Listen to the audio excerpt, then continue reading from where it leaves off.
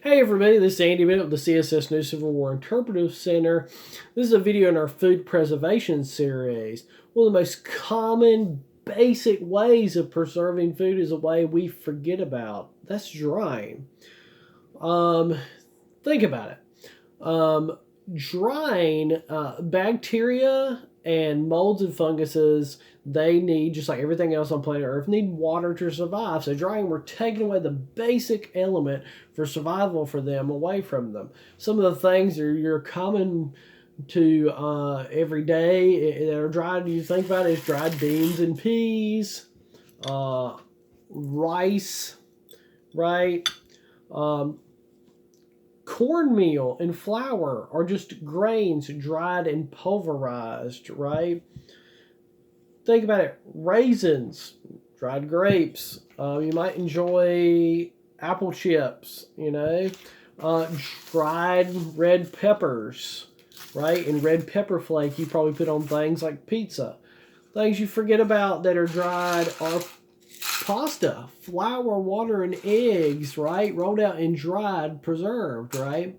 As long as this stuff stays dry, it's not going to go bad. Even if it sets in a cabinet for a long period of time, it might go stale, might lose vitamins, might lose nutrition to it, but it's still edible. It's not going to make us sick if we eat it. Some things from the 19th century that we don't see as much or don't use as much, they're still preserved through drying. One of them is these things right here. These are leather breeches, right? These are string beans, green beans. You take a needle and thread, you thread them through each individual bean. They need to be hung up in not direct sunlight, but dappled shade with the wind, a good porch to let the air go through them and dry them out, right? You gotta keep the bugs off of them to dry those out, right? During the 19th century, the drying methods were typically, they would have to take a piece of fabric, right?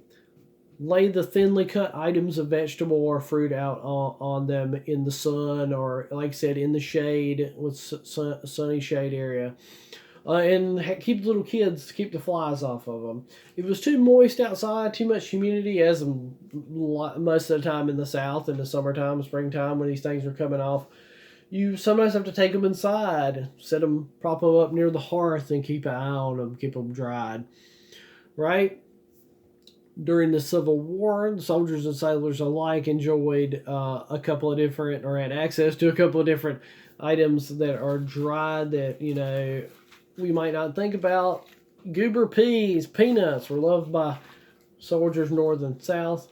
One of the other things they had was hardtack, or ship's biscuit, as sailors knew it. This is just flour, water, a little salt, baked rock hard. They called them tooth duller sheet iron crackers, right? If you wanted to make some hardtack at home, 4 cups of flour, 1 cup of water. You mix that up in a dough. You're going to roll it out to a quarter to a half-inch consistency. You're going to want to cut it in about 4x4 squares, and then you're going to want to poke some holes in it. I have a nice hardtack cutter. The holes are let the steam escape out of it. I said 325 for about 30 to 35 minutes. You want to make sure it's nice and hard. Now, when they first come out, they're going to be a little soft and crispy. You can try to enjoy them then, but the longer the air hits them, the harder they get. There's actually a piece of ship's biscuit around from the Spanish Armada when Queen Elizabeth I sat on the throne of England. So as long as it stays dry, that's not going to go bad either.